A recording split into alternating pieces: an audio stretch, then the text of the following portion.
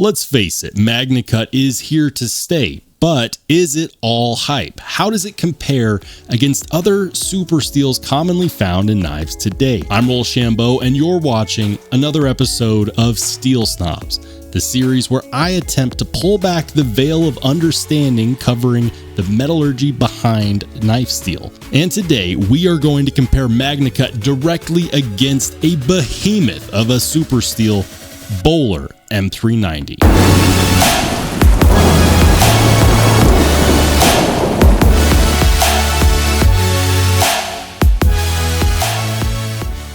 With MAGNACUT being used so frequently here in 2024 in new knives, it is being compared against other super steels every single day. So to start our own comparison, we need to talk about the contender. Entering the ring today, we have M390. Böhler M390 is one of the earliest powder metallurgy steels developed by Böhler Uddeholm in the late 1980s for use in the plastics industry. Many steels we knife nerds consider super steels have a similar background, created to survive the high use case scenarios of industrial processing, meaning that a steel like M390 was not only groundbreaking for its time with its extraordinary corrosion resistance and decent edge retention, however, it remains a relevant and often used super steel in today's knife and cutlery industries. Many of the most popular premium folding knives talked about ad nauseum today feature M390. And if you'd like a full breakdown of the steel and its history, feel free to check out my full Steel Snobs episode specifically on M390, which will be linked in the corner up above. MAGNACUT is extremely new as it's only been around for the last few years, developed by none other than Dr. Larrin Thomas himself, one of the most, if not the most, respected names in metallurgy connected to knife steel. MAGNACUT was meant to be somewhat of a unicorn. Unlike M390, MAGNACUT was invented specifically for use in knives and cutlery. This focus from Dr. Thomas means that the goal was to provide more than just adequate wear resistance despite its unusually high toughness, something that is often sacrificed when discussing knife steel that has a decent wear resistance, but it is also worth mentioning MAGNACUT's extremely high corrosion resistance, making it a true blue stainless steel. But is it enough to topple what many consider to be the reigning knife super steel king, the Titan, Böhler M390? Let's take a look at the Knife Steel Nerds rating for toughness, wear resistance, and corrosion resistance found on knifesteelnerds.com. This is a resource that's written by Dr. Larrin Thomas himself. Let's get started by talking about the toughness comparison. Toughness is the measure of how well a knife steel resists breaking or fracturing under pressure during use. The tougher a knife is, the less likely that edge will chip or fracture. In extreme cases, you might actually see an edge roll instead of chip. For this category, the contender, M390, is rated at a 3.5, which may seem low, but it is in line with other steels that have the same or similar ratings for toughness, such as 15V, S90V, or even 154 cm. Now on the flip side, MAGNACUT is rated at a 7 with far superior toughness, similar to steels like 4V and Nitro V. This directly affects MAGNACUT's ability to hold an edge because it means that under severe pressure, the edge geometry of the knife in question would better resist chipping and fracturing. It also makes MAGNACUT a better hard use type steel for those who truly put their knives to the test, whether they be fixed blades or folding knives. MAGNACUT definitely wins this round. Next up is wear resistance, or what some people would consider to be edge retention.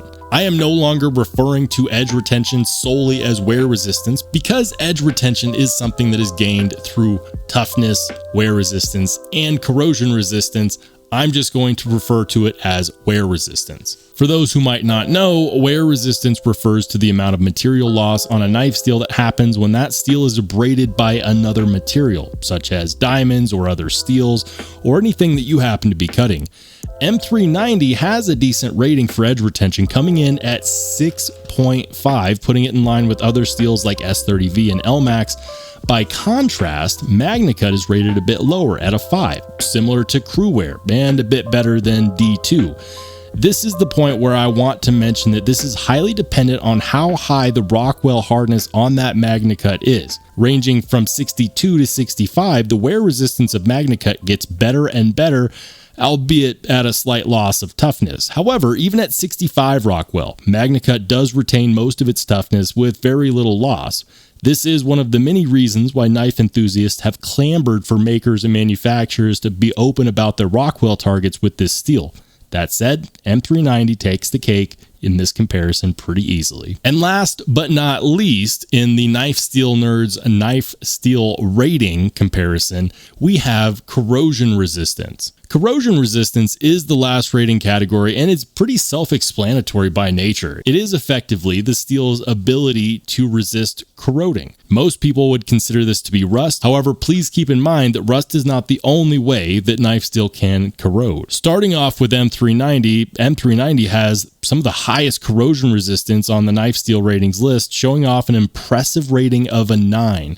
But is it enough to overcome the newcomer on the scene?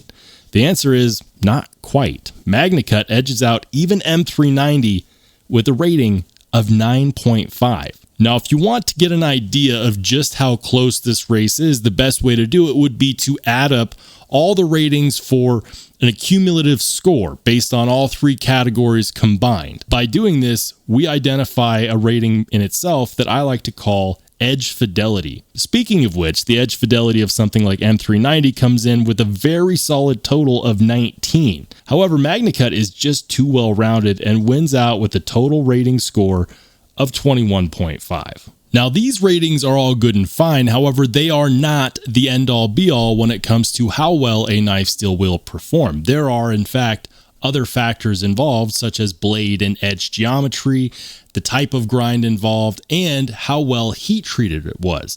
On that last part, it is very important that we talk about the knife steel's ease of heat treat, because Rockwell hardness is just a single part of that equation. For example, you can have a knife steel that has a high Rockwell but was heat treated improperly, and vice versa. You could have one that has a very low Rockwell but was actually heat treated properly. The difference is the one that followed the correct protocols will still perform better overall. With that being said, oftentimes the community itself has clamored for higher Rockwell targets for M390, but rarely gets it when it comes to production level knives. For example, we are lucky to see M390 in the range of 60 to 62. However, with MAGNACUT, it has a very large range in which it can be properly heat treated, somewhere in the realm of 60 to 65. And not only that, but we are frequently seeing more and more companies, especially American-made knife companies, switching to a Rockwell target of 62 to 65. Not because Rockwell hardness is king, but because the desires of the people that buy these knives are being listened to by makers and manufacturers, and they actually have the capabilities to hit those targets. Whereas with the steel like M390, we are often having to settle for a target somewhere in the realm of 58 to 62. More on the topic of versatility, with MAGNACUT's high toughness and high corrosion resistance, it makes it really good for use in not only folding knives, but also in fixed blade. Since fixed blades tend to be used hard and put away wet, those properties really shine even in the tougher use case scenarios.